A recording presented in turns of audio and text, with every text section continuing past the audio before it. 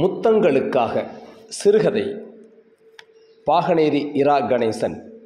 வட்டிக்கு கொடுத்தவன் வசூலுக்கு வந்து நிற்பது போல ஒவ்வொரு நாள் மாலை வேளையிலும் நிஷா மகரந்தனிடம் மறக்காமல் கேட்பாள். எவ்வளவு களைப்பாக இருந்தாலும் மகரந்தன் சலித்து கொள்ளவே மாட்டான். தன்னை தவிர யாரிடம் கேட்பாள்? இப்படி நினைப்பான் மகரந்தன். இப்படி அவள் கேட்பது அவனுக்கு சற்று பெருமையாகவும் கூட இருக்கும். நேற்று அலுவலகத்தில் கொஞ்சம் வேலை அதிகம். வீட்டுக்கு வர இரவு 9 மணியாகிவிட்டது. அதற்குள் தூங்கி போனாள் நிஷா. காலையில் எழுந்ததும் எழாததுமாக மகரந்தனின் மடியில் வந்து படுத்து கொண்டாள். நேத்தே கேட்கணும்னு நினச்சப்பா, என்னன்னு சுத்தமாக மறந்து போச்சுப்பா. நீ தினமும் சீக்கிரமாக வீட்டுக்கு வந்திருப்பா, வருத்தத்தோடு சொன்னாள் நிஷா. ஸ்கூலுக்கு போகும்போது ஒரு சின்ன டைரி கொண்டு போனால் உனக்கு வர்ற சந்தேகத்தை அப்போவே குறிச்சிடலாம்ல கண்ணு. 5ஆம் வகுப்பு படிக்கிற தன் மகள் நிஷாவிடம் அப்பா மகரந்தன் யோசனை சொன்னார். கரெக்ட்பா, நாளையிலிருந்து குட்டி டைரி எடுத்துகிட்டு போய் குறிச்சிக்கிறேன்ப்பா என்றாள் நிஷா. இன்று மறக்காமல் ஸ்கூல் பேக்கில் நிஷா மினி டைரி ஒன்றை எடுத்து வைத்திருந்தாள். பள்ளியில் மதிய உணவு வேலைக்கான மணி ஒலித்தது. வழக்கம் போல வகுப்பு தோழி சுசியோடு சாப்பிட உட்கார்ந்தாள். எங்கள் அம்மா இன்னைக்கு சாம்பார் கூட்டு எதுவும் தரலடி, வெறும் தயிர் சாதமும் ஊறுகாய்ந்தான் என்றாள் சுசி. ஏண்டி சுசி கேட்டாள் நிஷா. எங்கள் அம்மா இன்னைக்கு அவசரமாக கிளம்புனாங்க, அதான். எங்கடி? ஏதோ ஃபேமிலி கோர்ட்டுன்னு சொன்னாங்கப்பா. ஃபேமிலி கோர்ட்டுனா? நிஷா கேட்டாள். எனக்கு என்ன தெரியும், எங்கள் அம்மா அப்படி தான் சொன்னாங்க. தயிர் சாதத்தை வாயில் விழுங்கியும் விழுங்காமலும் சுசி சொன்னாள்.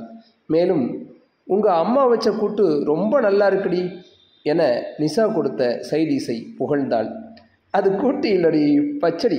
தக்காளி, பச்சை மிளகாய், வெங்காயம், வெண்டைக்காய், பாசிப்பருப்பு எல்லாம் போட்டு வைப்பாங்கடி. நிஷா சமையல் மாஸ்டர் போல சொன்னாள். ஏய், சமையல்லாம் கற்றுக்கிட்ட? சுசி கேலியாக சொன்னாள். இல்லடி, எங்கள் அம்மா காய் வெட்டும்போது பார்த்துருக்கேன்டி என்றபடி கைகழுவ கிளம்பினோம். லஞ்ச் முடித்து வகுப்புக்குள் நுழைந்ததும் அந்த மினி டைரியில் ஃபேமிலி கோர்ட் என்ற வார்த்தையை சுசி அப்பா மகரந்தன் வந்ததும் கேட்டு தெரிந்து கொள்வதற்காக குறித்து கொண்டாள் நிஷா. மாலை ஸ்கூல் வேனிலிருந்து வந்து இறங்கி வீட்டினுள் நுழைந்த நிஷா அம்மா கௌசல்யாவிடம் கேட்ட முதல் கேள்வி, அம்மா, அப்பா வந்துட்டாங்களா? அப்பா இன்னும் வரல, அது இருக்கட்டும், வெளியில் ஆட்டோ காத்துட்ருக்கு, இந்த 2 பேக்கையும் எடுத்துகிட்டு போய் ஆட்டோவில் வை என்றவள் 3ஆம் வகுப்பு படிக்கும் தன் மகன் ராஜாவிடம், தம்பி, நீ இந்த பேக் எடுத்துகிட்டு போய் ஆட்டோவில் உட்காரு என்றாள் எரிச்சலும் அதட்டலுமாய். ஆட்டோவில் அவளும் ஏறி அமர்ந்தாள். ஆட்டோ கிளம்பியது. அம்மா, எங்கே போகிற? நிஷா கேட்டாள். தாத்தா வீட்டுக்கு, அம்மா சொன்னாள். என்னம்மா திடீர்னு கிளம்புற? சும்மா தான், தொணதொன்னு பேசாத சீறினாள் அம்மா. ஆட்டோ சத்தம் மட்டும் கேட்டது. நீண்ட மௌனம். மதுரை கூடல் நகரில் புறப்பட்ட ஆட்டோ எஸ்எஸ் காலனியில் ஒரு பங்களா மாதிரியான வீட்டின் முன்பு போய் நின்றது. தன் அப்பா வீட்டுக்குள் கௌசல்யா நுழையும் முன்பாகவே மீண்டும் பேசத் தொடங்கினாள் நிஷா. அம்மா, அப்பா எப்பம்மா வருவார்? எதுக்கு அப்பா அப்பான்னு உசுரை எடுக்கிற? சீறினாள் கௌசல்யா. அப்பா கிட்ட சந்தேகம் கேட்கணும். நிஷா முடிக்கும் முன்பே, அப்பா இனிமேல் இங்கே வரமாட்டார் என்றாள் கௌசல்யா. அப்படின்னா நாம் எப்போ நம்ம வீட்டுக்கு போவோம்? இனிமேல் இதுதான் நம்ம வீடு. இனிமேல் தம்பி இனியும் அப்பாவை மறந்துடணும். அம்மா, என்னம்மா சொல்கிற? இன்னைக்கு காலையில் எனக்கும் அப்பாவுக்கும் சண்டை. இனிமேல் அவருக்கும் நமக்கும் எந்த சம்மந்தமும் இல்லை. நிஷா கராராக பேசினாள். அம்மா, ஏம்மா இப்படி? அழுதபடி கேட்டாள் நிஷா. வாயை மூடு, சும்மா நொய்யு நொய்யு நொய்யுன்னு பேசிட்டு கடுப்பானாள் கௌசல்யா.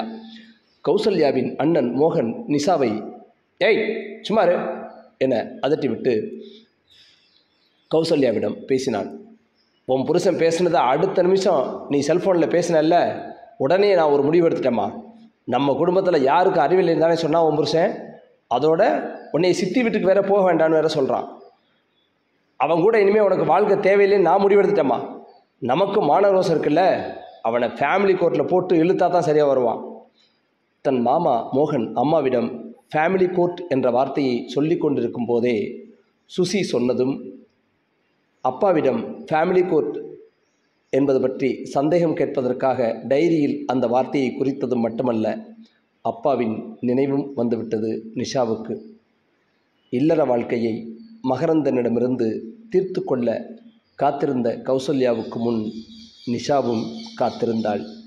அப்பாவிடம் சந்தேகத்தை தீர்த்து கொள்வதற்காக, அப்பாவோடு பேசுவதற்காக, அவர் மடியில் படுத்து புரள்வதற்காக, அவர் தரும் அன்பு முத்தங்களுக்காக.